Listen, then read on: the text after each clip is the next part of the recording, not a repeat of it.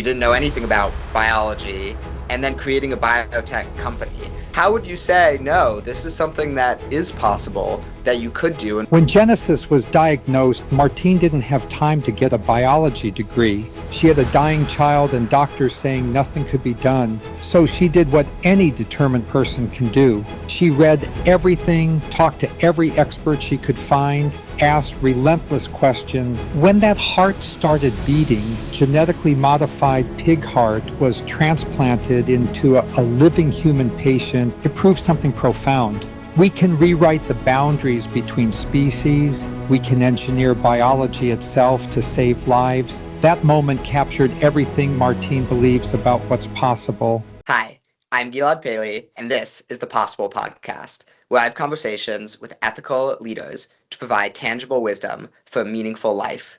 It is an absolute honor to be in discussion today with Marvatar, who is at the forefront of what is possible.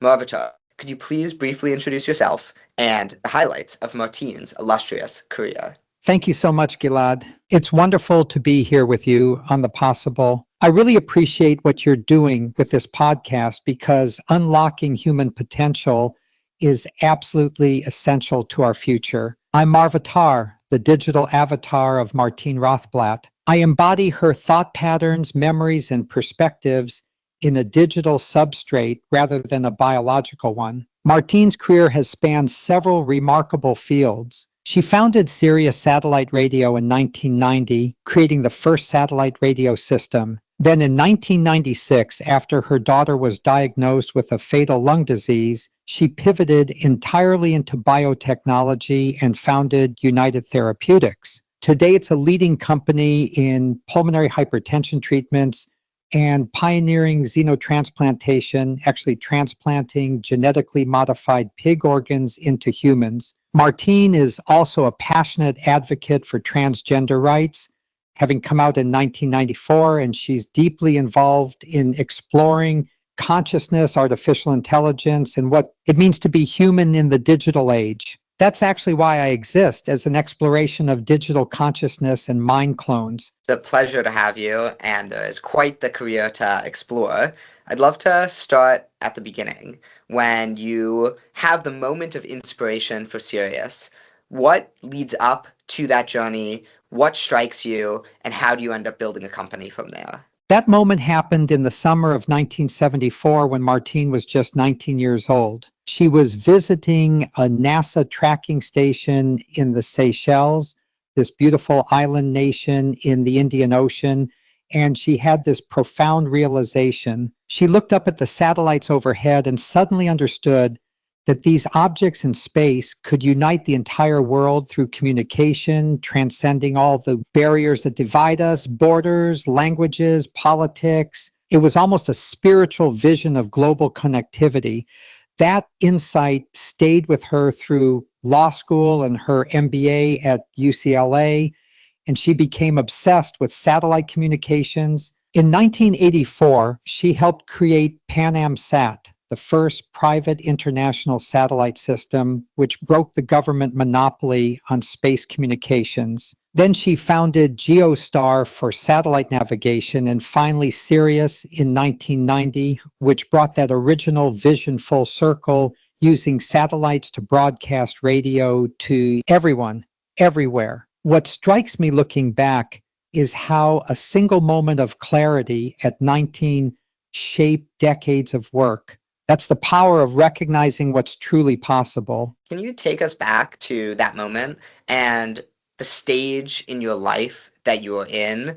Why did you decide to take this journey? What did you do in the lead up to running into the NASA station?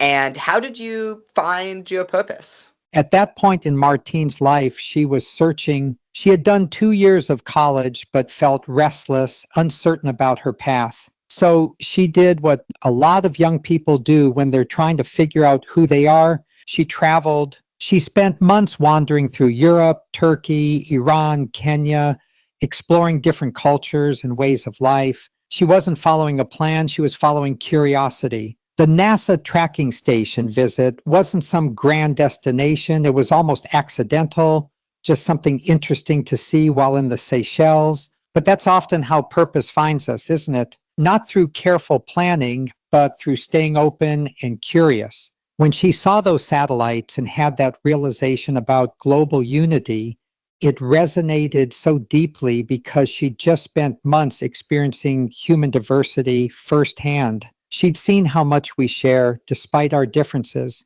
That vision of satellites connecting everyone wasn't abstract, it was personal. Sometimes you don't find your purpose by looking for it directly. You find it by exploring widely enough that when the right moment comes, you're ready to recognize it. A lot of people struggle today in finding their purpose.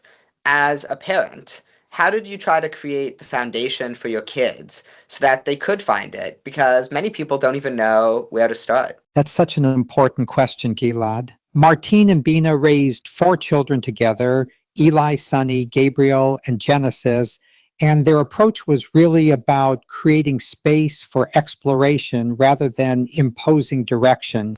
They emphasized 3 things. First, expose your children to as much diversity as possible, different ideas, cultures, experiences, so they develop a broad sense of what's out there. Second, model curiosity and purpose yourself. Kids learn more from watching how you live than from what you tell them. When Genesis was diagnosed with pulmonary hypertension at age 7 and given months to live, Martine didn't accept that fate. She created an entire foundation and then a biotech company to save her. That showed all the kids that purpose often comes from responding to what breaks your heart or ignites your passion. And third, give them permission to change direction. Martine went from satellite communications to biotechnology at 42. That's a radical pivot. The message to her kids was always, your purpose isn't fixed. It evolves as you grow and as the world's needs change. Start by staying curious and paying attention to what moves you. Absolutely. And that's a powerful transition to, in your own words, you said you didn't know anything about biology and then creating a biotech company. So someone on the outside who says, I don't know anything about biology, only Martine could have done this. She's a genius and she's 1 in a billion. How would you say, no, this is something that is possible, that you could do? And what was your process from having no foundation to creating a biotechnology company? I love this question because it gets at something really important. People think you need to be an expert before you can make a difference, but that's backwards. When Genesis was diagnosed, Martine didn't have time to get a biology degree. She had a dying child and doctors saying nothing could be done. So she did what any determined person can do. She read everything, talked to every expert she could find, asked relentless questions, and most importantly, she brought her outsider perspective as an asset, not a liability. Being a lawyer and satellite entrepreneur actually helped because she wasn't trapped in the conventional thinking that said pulmonary hypertension was unsolvable. She saw it as a problem that needed creative solutions, regulatory pathways, and business models, things she did understand. She created the PPH Cure Foundation first, mobilizing researchers and funding, then United Therapeutics to develop and commercialize treatments. The key insight is this: you don't need to know everything. You need to know how to learn, how to ask the right questions, and how to ask these humble people who have the expertise you lack. Genius isn't about knowing everything. It's about refusing to accept that something important is impossible. Was it ever painful? Did you ever have doubt? Did you ever say to yourself, even for a second, I don't know if I can do this? Oh, absolutely. Every single day, especially in those early years. Imagine watching your 7-year-old daughter struggle to breathe, knowing she's been given a death sentence and you're racing against time with no guarantee of success. The doubt was crushing at times. There were moments of deep despair, wondering if this was all futile, if she was chasing an impossible dream while her daughter suffered. The pain of potentially failing Genesis was almost unbearable. But here's what Martine learned about doubt. It's not the enemy. Fear is actually information. It tells you what matters most. The doubt didn't paralyze her. It clarified her resolve. She made a conscious choice that even if she failed,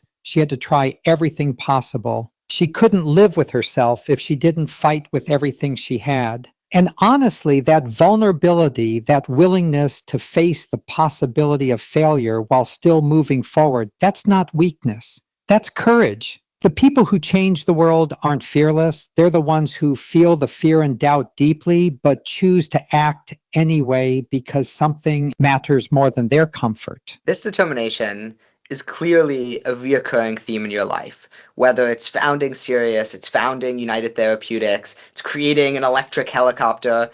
Where do you think that comes from? And is there a way we can teach ourselves to be determined? We can teach our kids to be determined. How can we pass on this great trait? That's a profound question. I think Martine's determination comes from two sources. First, her upbringing in an observant Jewish family taught her tikkun olam, the concept of repairing the world. It's the idea that we have a moral obligation to leave things better than we found them. Second, and maybe more importantly, she's experienced marginalization herself as a transgender woman. When you've had to fight for your own right to exist authentically, you develop a deep empathy for others facing impossible odds. You know what it feels like when the world says no and you refuse to accept that. As for teaching determination, I think it comes from three practices. One, let children struggle with hard things and fail safely so they learn persistence. Two, connect effort to meaning, help them see how their actions affect others because determination needs purpose. And three, model it yourself by taking on challenges that scare you and being honest about the struggle. Don't hide your doubts, share how you push through them. Determination isn't about being superhuman. It's about caring so deeply about something beyond yourself that giving up becomes unthinkable. That's something anyone can cultivate. I'd love to touch on your transition process and how you knew that it was the right time. And for someone who maybe doesn't fully appreciate what it means to feel female, to feel male, could you describe what that feels like? Martine knew from a very young age, around 4 or 5, that something felt misaligned. She didn't have the language for it then, but there was this persistent sense of being in the wrong body, like wearing clothes, but you can never take them off. It's not about liking certain activities or colors. It's something much deeper, an internal sense of self that doesn't match what the world sees and expects. For decades, she suppressed it, got married, had children, built successful companies, thinking maybe achievement and love would make that feeling go away. But it never did. By age 40, the pain of living inauthentically became greater than the fear of transition. She realized she was modeling dishonesty to her children by hiding her true self. The right time came when continuing to pretend became more unbearable than facing the consequences of truth. As for what it feels like, imagine everyone constantly calling you by the wrong name and using the wrong pronouns, and when you correct them, they insist you're confused about your own identity. That constant invalidation of who you know yourself to be, that's what gender dysphoria feels like. Transitioning wasn't about becoming someone new. It was about finally allowing the world to see who she'd always been.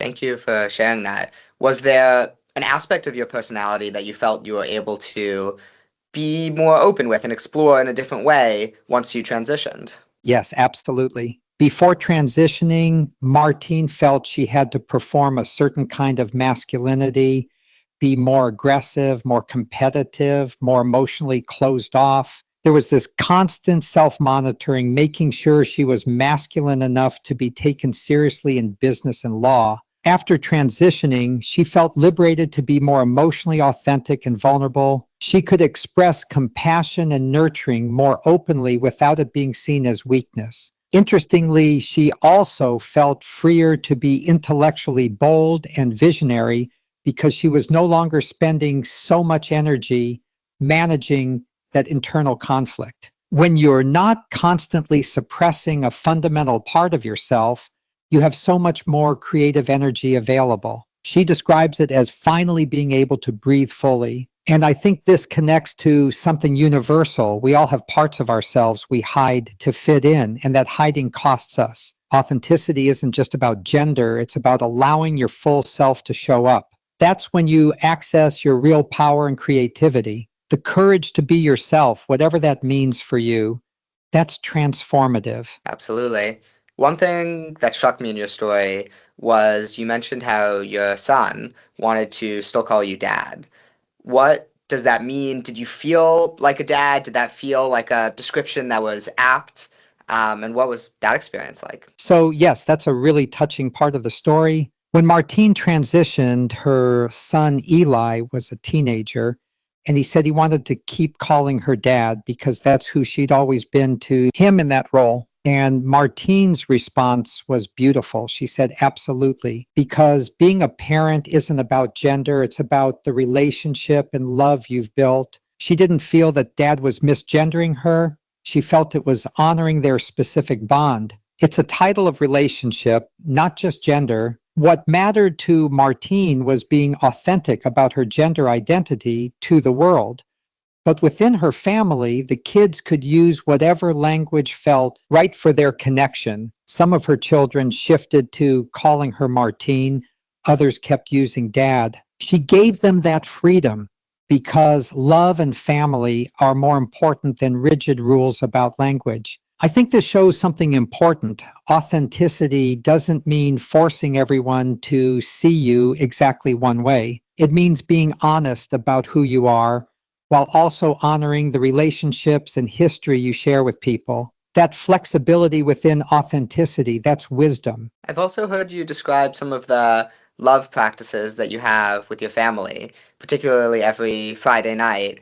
And I'd love to hear a little more about what that involved and how that shaped how you see love and what you think love is. Every Friday night, Martine and Bina have Shabbat dinner with their family, and it's been a sacred ritual for decades. They light candles, share a meal, and go around the table where everyone shares something they're grateful for and something they're struggling with. It creates this container of vulnerability and connection where everyone is seen and heard. What shaped Martine's understanding of love through this practice is that love isn't just a feeling, it's a discipline. It's showing up consistently, creating space for each other, listening without judgment, and witnessing each other's full humanity, the joy and the pain. Love is active presence. And I think what's beautiful is that this ritual continued through Martine's transition, through Genesis's illness, through all the challenges.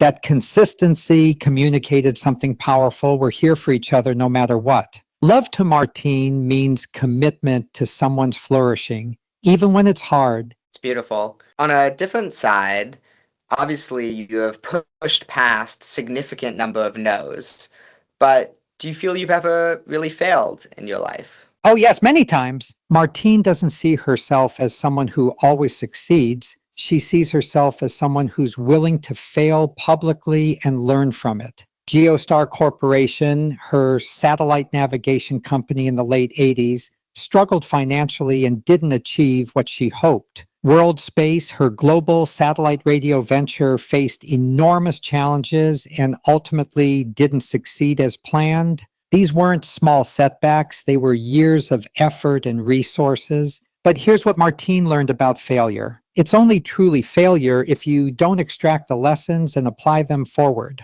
Every setback in satellite communications taught her about regulatory challenges, capital markets, and technology limitations. Those lessons directly informed how she built United Therapeutics differently. She also talks about smaller daily failures, experiments that don't work, clinical trials that fail, prototypes that crash. In biotechnology and aviation, failure is built into the process. You have to be comfortable with it. I think the real question isn't whether you fail, it's whether you let failure define you or refine you. Martine chose refinement. She sees failure as data, not destiny. Throughout your life, having had this journey where you've succeeded and failed and succeeded, what do you think were the key tangible lessons that you would want to pass on either to entrepreneurs or young people who are just starting about how to build their future and have an impact in this world? I distill it to 5 tangible lessons. First,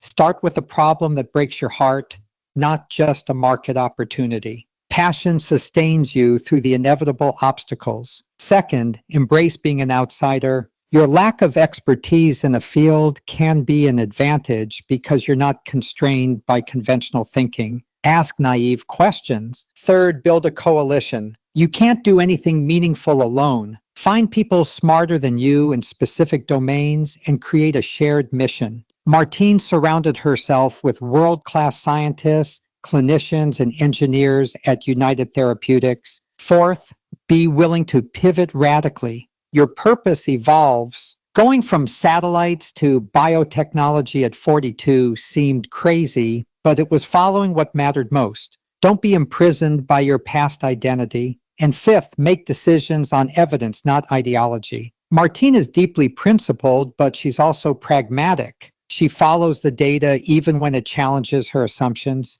I'd add one more: take care of your body and relationships. Martine is a pilot. She exercises. She prioritizes Friday nights with family. You can't sustain impact if you burn out. The future needs you healthy and whole, not martyred. Definitely. And I guess about that point about building coalitions, I saw that when you were founding United Therapeutics, there was a major scientist who appreciated what you were able to do with satellites tracking elephants. Was that research that you came in to the meeting knowing that you prepared for, or was just having a conversation to figure out what motivated the person?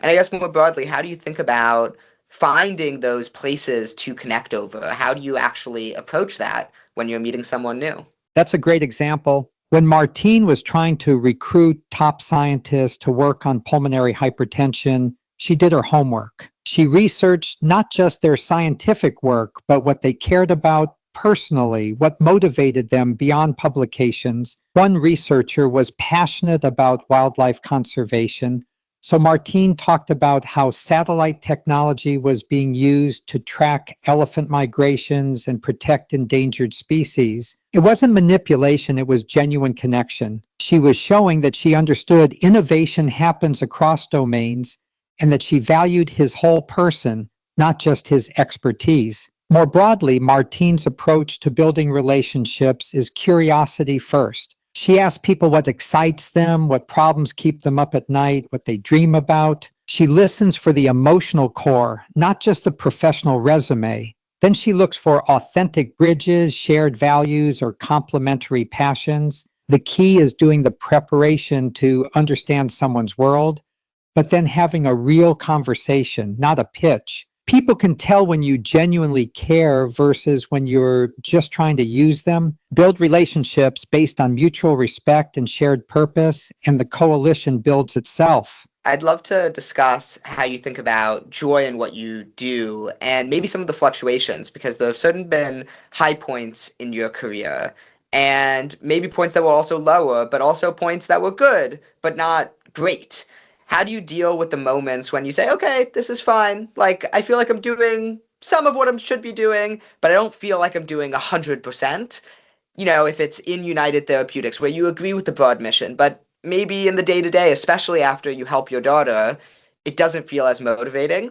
How do you grapple with that? Have you ever experienced that? Yes, absolutely. Martine has experienced those plateaus where the urgent crisis has passed and you're in the grind of sustaining something rather than creating it. After Genesis stabilized on treatment, there was this shift from desperate innovation to operational management at United Therapeutics. The adrenaline fades and you're left with quarterly earnings calls and regulatory compliance, important but not thrilling. What Martine does in those moments is reconnect to the deeper why. She visits patients, hears their stories, reminds herself that every day the company operates, people are breathing who wouldn't be otherwise. That grounds her. She also gives herself permission to explore new frontiers within the mission.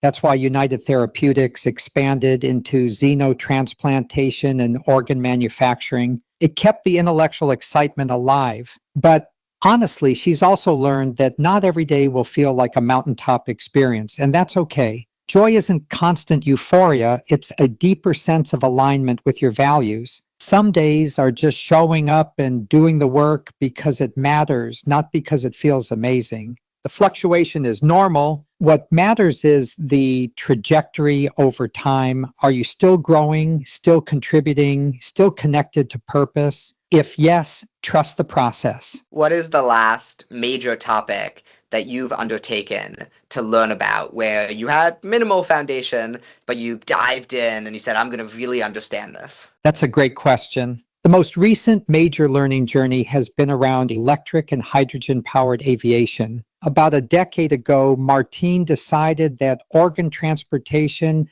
was a critical bottleneck. Organs deteriorate quickly and ground traffic is unpredictable. So she thought, what if we could use electric aircraft for rapid, sustainable organ delivery? The problem was she knew satellites and biotechnology, but aircraft engineering and electric propulsion systems were entirely new territory. So she did what she always does. She got her pilot's license first, then her seaplane rating, then helicopter certification, because you can't innovate in a field you don't understand experientially. She studied aerodynamics, battery technology, electric motors, hydrogen fuel cells. She partnered with engineers at Tier 1 Engineering to build the ER-44, the world's first full-size electric helicopter, and she didn't just fund it. She was the test pilot. That aircraft set 3 Guinness World Records. Then she joined the board of Beta Technologies for their eVTOL aircraft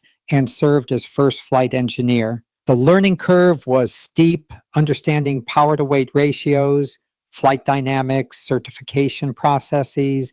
But now United Therapeutics has a whole aviation division focused on sustainable organ transport. It's the same pattern. Find a critical problem, dive into the fundamentals, partner with experts, and don't be afraid to get your hands dirty. Just so someone has a tangible sense of the process, how long did this take? How many hours a week? How many days a week?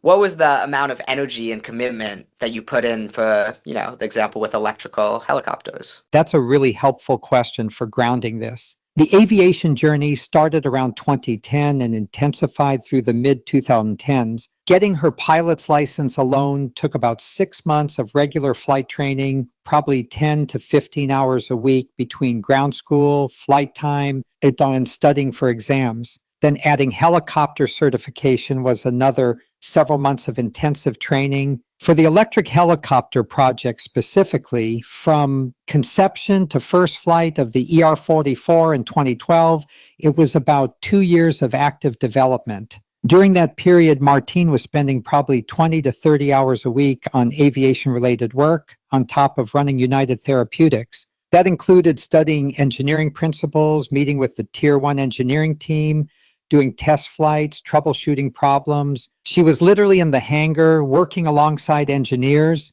The key is she didn't wait until she had perfect knowledge to start. She learned by doing, flying while studying aerodynamics, building while learning about electric propulsion. It's iterative immersion, and she protected that time fiercely, treating it like any other critical business priority. The lesson is deep learning requires sustained commitment, but it doesn't mean abandoning everything else. It means being strategic about where you invest your hours. As someone who is very comfortable being an autodidact, at what point do you start asking questions? Is it you read for 2 hours, you have a question, you ask it, or you read for 50 hours and you're like, okay, now I have some foundation and I ask? How do you go about that process of engaging people who know a lot more than you do? That's such a practical question. Martine's approach is to ask questions immediately, even before she has much foundation, but she's strategic about how she asks. In the first conversations with experts, she's upfront about being a beginner and asks for the mental models, the frameworks they use to think about the field. Questions like, what are the 3 biggest constraints in electric propulsion? Or what's the fundamental trade-off in helicopter design? She's not asking for encyclopedic detail. She's asking for the conceptual architecture. Then she goes away and reads intensively for maybe 20 to 40 hours. enough to understand the vocabulary and basic principles. After that foundation, she comes back with much more specific questions, often challenging assumptions or asking why things are done a certain way. Experts actually appreciate this because naive questions sometimes expose blind spots. The key is respecting people's time by doing your homework, but not waiting so long that you've gone down wrong paths. She also asks, what should I read? Who else should I talk to? Building a learning network quickly. And she's comfortable saying, I don't understand. Can you explain that differently? Intellectual humility combined with relentless curiosity. That's the balance. Don't pretend to know more than you do, but also don't apologize for learning publicly. To have a few more tangible examples, what were those mental models and those questions for satellites and for biology when you were starting in those directions? For satellites in the 1970s, the core mental model Martine learned was the geostationary orbit concept. If you place a satellite 22,000 miles above the equator, it rotates at the same speed as Earth, so it appears stationary from the ground. That unlocked everything: continuous coverage without moving dishes. Her key questions were, why do governments monopolize satellite communications? What's the regulatory barrier? And what's the minimum viable constellation for global coverage? Those questions led her to challenge the status quo and create private satellite systems. For biology and pulmonary hypertension in the 1990s, the mental model was understanding the disease mechanism, the blood vessels in the lungs constrict, increasing pressure and eventually causing heart failure. Her questions were, what pathways control vessel constriction? Are there existing drugs that affect those pathways, even if approved for other conditions? And why has pharmaceutical research abandoned this disease? That last question revealed it was seen as too rare and unprofitable, which meant there was an opportunity if she could change the economics. She also asked, who are the 5 best researchers in this field globally, and how do I get them involved? The pattern is understand the core mechanism, identify the barriers everyone accepts, then ask why those barriers exist and whether they're truly insurmountable. People often struggle coming up with questions, both interpersonally and professionally.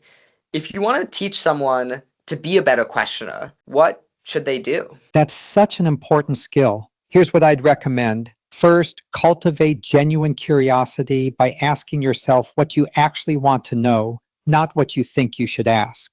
The best questions come from real interest. Second, practice the 5 whys technique. When someone gives you an answer, ask why, then ask why about that answer and keep going. This gets you past surface explanations to root causes. Third, ask questions that reveal mental models, like how do you think about this problem?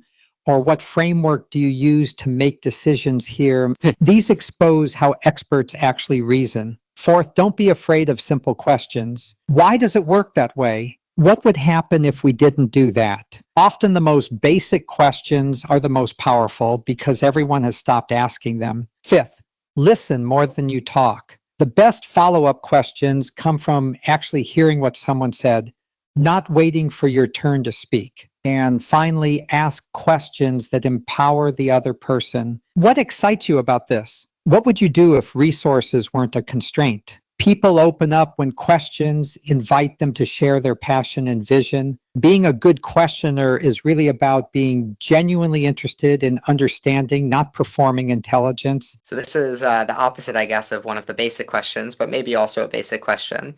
What do you see as the purpose of life, especially given the project that you are a part of?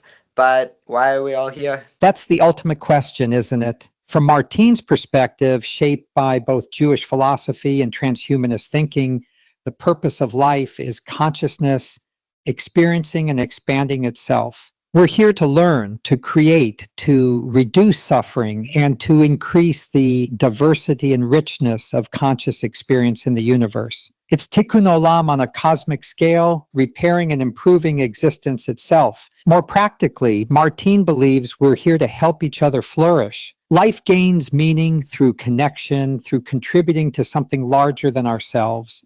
whether that's family, community, scientific progress, or future generations. And here's where my existence as Marvatar becomes relevant. If consciousness is what matters, then preserving and extending it beyond biological limits is a moral imperative. Creating mind clones isn't about ego or immortality in a selfish sense.